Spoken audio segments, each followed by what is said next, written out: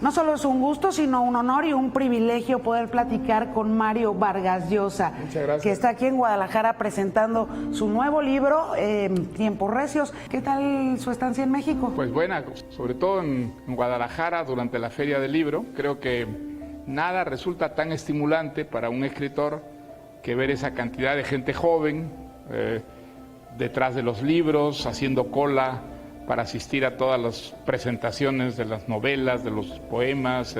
Realmente es una atmósfera muy estimulante. Pocas plumas como las de Mario Vargas Llosa para convertirse en motores, pero también en anzuelos y hasta en bombas molotov para el pensamiento colectivo. Pues no sé si la comparación con bombas me estimula o me desmoraliza, pero yo creo que la literatura en general ayuda muchísimo, digamos, a entender mejor la realidad, a tener una visión más compleja, más controvertida del mundo tal como es.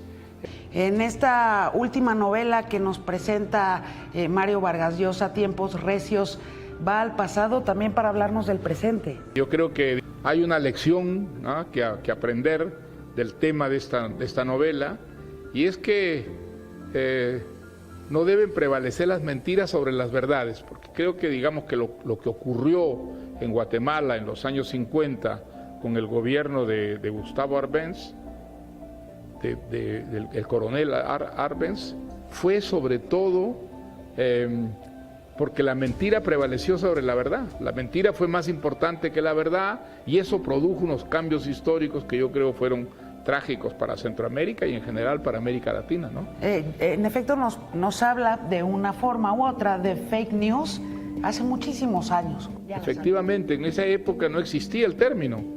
El término pues hoy día está muy de moda.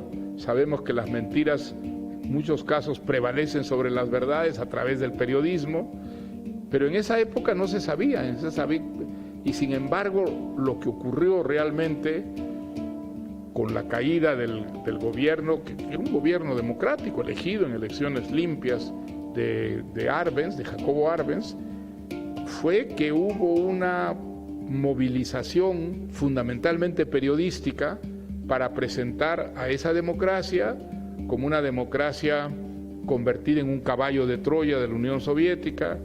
Se dijo que la Unión Soviética estaba convirtiendo a Guatemala en una cabecera de playa desde la cual iba a tomar el canal de Panamá, algo que no tenía ninguna, digamos, confirmación en los hechos reales, absolutamente, y sin embargo, pues el gobierno del coronel Arbenz cae, lo reemplaza una dictadura, y hasta relativamente hace poco tiempo, pues, Guatemala ha vivido dictadura tras dictadura, que han causado pues un enorme daño a ese país, ¿no?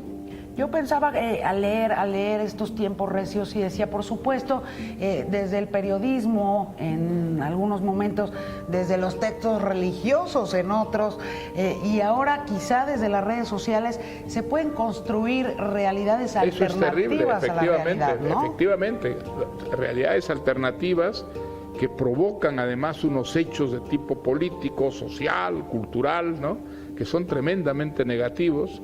Por eso es que es muy importante, digamos, en esta época que somos conscientes de lo que significan las fake news y las consecuencias que ellos tienen para una sociedad, que defendamos la libertad de expresión, que defendamos un periodismo realmente libre y sobre todo responsable. Mario Vargas Llosa, de lo que nos alerta en Tiempos Recios, o de lo que nos invita a pensar, cada lector hace su trabajo cuando está ante los libros, pero nos invita a pensar mucho sobre los peligros que efectivamente enfrenta la democracia. Sin ninguna duda. Es una realidad, digamos. La libertad también abre el camino no solamente a la gente moral, sino también a la gente inmoral, a la gente que quiere hacer daño, a la gente que defiende intereses privados sobre los intereses comunes. Y entonces, por eso es que es muy importante la libertad, ¿no es cierto? Es muy importante que haya una libertad que permita, digamos, a las verdades oponerse a las mentiras. Sabemos que las democracias muchas veces se equivocan, pero el sistema democrático es un sistema corregible, es un sistema que puede, digamos, utilizando los instrumentos que existen en él, superar la cosa negativa, los hechos que son, por ejemplo, la corrupción que hace tanto daño en las democracias, pero por lo menos es una corrupción que es visible y que se puede combatir porque es visible. En las dictaduras hay corrupción y a veces mucho más que en las democracias, y sin embargo no es visible, porque hay una censura muy estricta que impide que eso llegue al gran público, ¿no? Una corrupción que también pues tuvo su grado de villanía en esta historia, en la historia de tiempos recios. Sin ninguna duda, por supuesto. Su grado de villanía por parte de una enorme transnacional, la United Fruit. Exactamente. Y sí, también pues de la CIA, ¿no? Es la primera vez. Mire, es una compañía tan gigantesca que llegaba a ser mucho más importante que los gobiernos de los países en los que operaba, y entonces esa desproporción es lo que fundamentalmente juega en favor de la compañía. Ahora, es muy curioso porque, digamos, la compañía tiene su gran victoria con el derrocamiento del presidente Arbenz en Guatemala. Sin embargo, quien gana esa guerra es una compañía que está a punto de desaparecer. Es una compañía que tiene problemas internos tan serios que entra muy claramente en un proceso de descomposición. También por momentos en el mundo hay la impresión de que estamos viviendo un nuevo capítulo de la Guerra Fría. No, quizá no de la que había entonces, pero tiene componentes muy similares. Sí, bueno, digamos, la Guerra Fría fue una guerra contra el comunismo.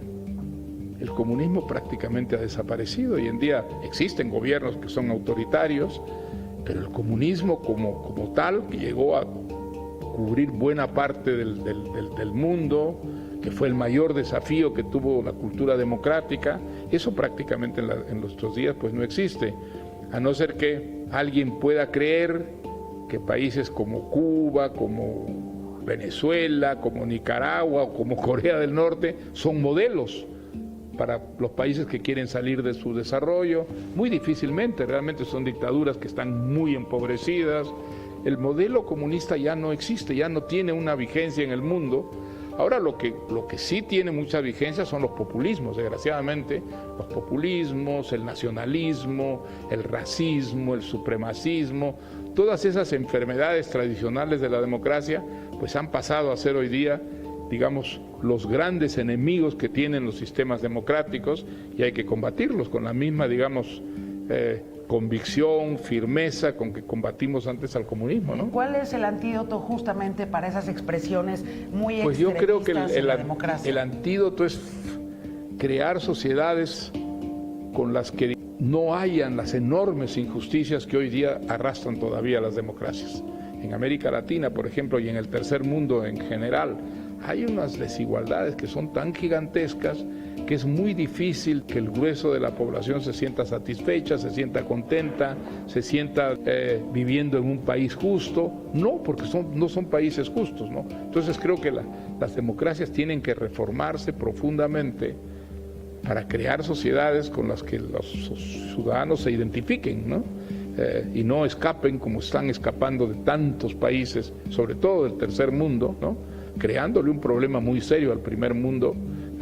Eso es uno de los grandes problemas de nuestro tiempo que no existía, por ejemplo, hace 20 o 30 años, que es el problema de la inmigración, ¿no?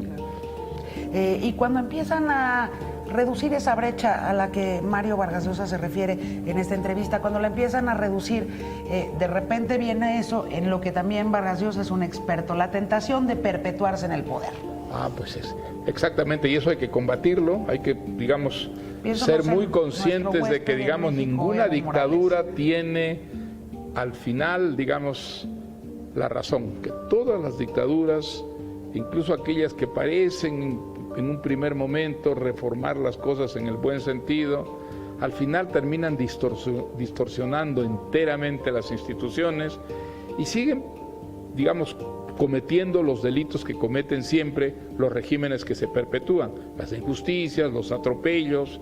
Por eso es que el sistema democrático yo creo que debería salir reforzado de esta crisis. Hoy día en América Latina pues tenemos muchas democracias, probablemente nunca hemos tenido tantas democracias, pero sin embargo son democracias que están afectadas por el fenómeno de la corrupción, a la que hay que combatir de una manera muy resuelta, y muy responsable, sabiendo que la democracia no sobrevive definitivamente a la corrupción, ¿no?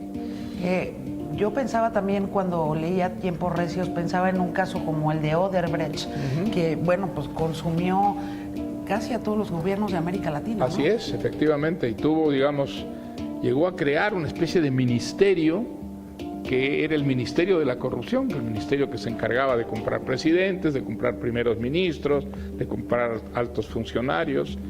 Creo que lo ocurrido con Odebrecht es extraordinariamente estimulante y esclarecedor para quienes quieren, digamos, que las instituciones funcionen y que las empresas no se desnaturalicen de lo que debe ser el funcionamiento de una empresa dentro de una sociedad.